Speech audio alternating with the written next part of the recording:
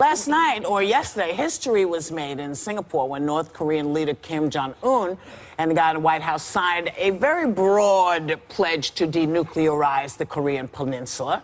It's a little bit short on details, but is this a step in the right direction? Can we take Kim Jong-un at his word, and can we take the guy in the White House at his word? Because both words sometimes are fluid. There's two schools of thought on this. A few months ago, we were all sort of living in fear of nuclear war between the United States and North Korea. Sure. And I was a proponent of taking the meeting, because I'm always a proponent of going and meeting with your adversaries. The deal, as you said... Touché, Joy. I lost my train of thought. Oh, okay. So what I was going to say is that when the deal came out, it's very nebulous. It's just all about denuclearization, which, by the way, that has happened in 1985, 1992, 1994, 2005, and 2012. I had a really big problem. You guys know how I feel about the flag. With the American flag and the North Korean flag sit next to each other as the backdrop, we are not the same. And we were talking about this yesterday with Russia. This is a totalitarian communist dictator, in the same vein as Hitler, who, by the way, among all murder, enslavement, torture, imprisonment, sexual violence, starvation, forced abortions, political, racial, religious persecution, it is a completely and utterly the closest thing to Hitler's Germany that exists in modern times. So my problem was how far it went with the sort of buddy-buddy, and there was no talk whatsoever of the human rights violations going on in that country. Yes, that was a big problem. I agree with Meghan in the sense that I thought, a meeting is appropriate, although a meeting without any preconditions and much preparation I thought was inappropriate. And what bothered me the most was that earlier last week, Trump said he didn't have to prepare very much for the meeting because it was all about attitude. Well, it's not all about attitude. We're talking about nuclear diplomacy, and I think that it's very complicated, and I think it requires a tremendous amount of preparation for it. And we know that Kim Jong-un has been in power since 2011, and he's very prepared. And so I felt that our country wasn't as prepared as it should be. But isn't this really just a first date? I mean, they're just, they're just meeting, and then they'll do more, and then they'll do more, and hopefully it'll get there. When the president shows up, it's supposed to be more of the big kahuna. This was the beginning of maybe some rollout. I'm cautiously optimistic. We can't undersell how historic it is. It was very even getting him to the table is. I mean, I never thought I would see this in my lifetime whatsoever. So I give Trump credit for this. It's just that it was they've got great. We can put real estate in North Korea. It's people are being starved and tortured and raped and killed by machine gun outlets and being eaten by wild dogs. This isn't the type of. You don't even have internet access. How are you supposed to have? This was tricky to walk in line because he was advised not to take on the human rights issues and the denuclearization because they said you might be pushing him, Kim Jong-un, too far to agree to anything. But I do think they went too far with the symbolism because it did look buddy-buddy. There's a more measured language. The movie was a little much. I found the movie a little bit much.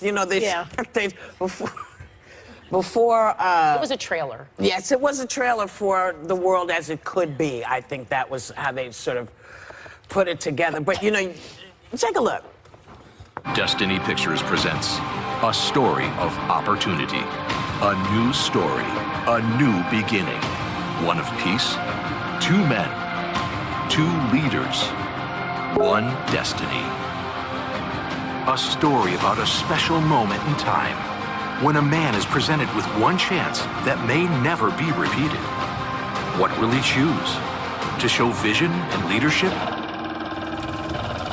Or not? And so the other thing was, as you read the list of times that this conversation has come up. Yes. So it's not that people haven't been trying, because when I listened, and I actually listened to a lot of it, when he was saying, no one's done this, I can't just say Obama, nobody's had it and it's like, no, dude, everybody's tried to do this. And everyone has said, listen, we tried to do this, they stepped away from the table, they said we're not going to do it. So that's why I asked the question. You know, Nobody had the isn't a good meeting, thing. though. I mean, But that is also, the historic Donald difference. Trump said, if I'm wrong, I will admit it. Yeah, right, when pigs fly. Well, when did he ever admit that he was Madeleine wrong? Albright came on our show and talked about her meeting with Kim Jong-un's father, and she said a lot of promises were made, and while she was there, they were enriching their uranium at the same time. So to believe that Kim Jong-un is going to give away his nuclear arsenal, which really gives him the power, I think we went too far, and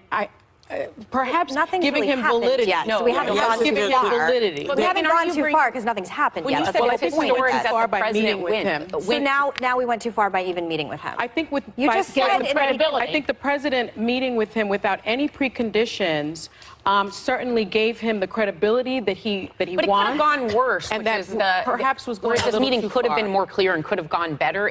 The fear was that it would go worse. Like it would end in defiance, and even though this was symbolism and handshaking, Megan, what you're saying, sorry, yeah. Thank you. We'll be right back. We talk about a lot of different things on this show, and why people do the things they do, and we just came across something in a website called Elite Daily. It's a lifestyle website, and the woman was talking about the shallow reasons that people date. And one of them is because they don't have air conditioning. So they will date someone, I guess, during the summertime, whose house is nice and chill. I mean, Wow. Dating anybody? for convenience. Well, yeah. I mean, they date people because they have good vacation homes. Yeah. I I need mean, to date up a little. Right. I'm married. but is this? I do have a friend that's a nurse, and she's on her feet a lot, and so she was dating a masseuse. And apparently he Wait, gave that's like the great Seinfeld episode, though. Really? You can never get a massage. Like, you try over and over, and they don't actually He do it. actually had a massage table, and he was such a jerk. I'd and date I for was that. just like, but he's such a jerk. She's like, he gives really good foot massages. I was like, Can we call that a form of prostitution, do you think? I know.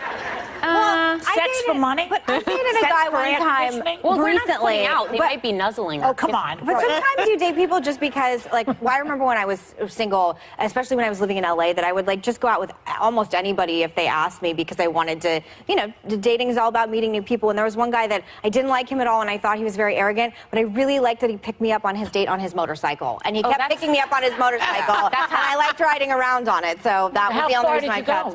It didn't. Ultimately, you have to be able to talk and convene and have a conversation. But Yes. we went on a few dates, and it was always like, get on the back, Megan. I liked it. So there you go. My mom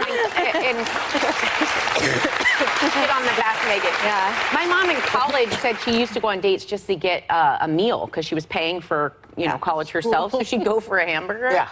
And this isn't dating, but I used to love to go to the friend's house who had the best pantry. The family that had the best snacks. Yes. That's always the house I went to. Yeah. And that's not prostitution. I don't There's think no they're sex. talking about that. They're talking about girls moving in because there's air conditioning. Well, I mean, if Hello? what I'm saying is extrapolate. If he has a great pantry, I might come Or he's over. a really good cook, like a chef. What about you, Whoopi? You might date someone. Nah. No. No. We always made our own money. I'm sure everyone here can relate. So we don't need that. You won't crap. want to get on a fun motorcycle? I had a motorcycle. I had to stop riding because it's in the contract. You can't ride a motorcycle in your Nope. contract? No ice skating. Why? I guess they don't care if I die. Yeah.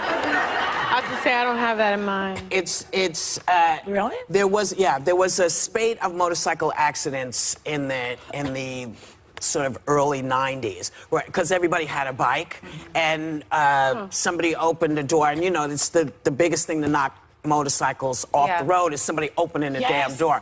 So a lot of actors got injured, had to shut down films. So it just became part of everyone's rider. No motorcycles, a whole bunch of stuff. Cyclists So. also Megan, get you hit can't by work in the the movies. Very dangerous.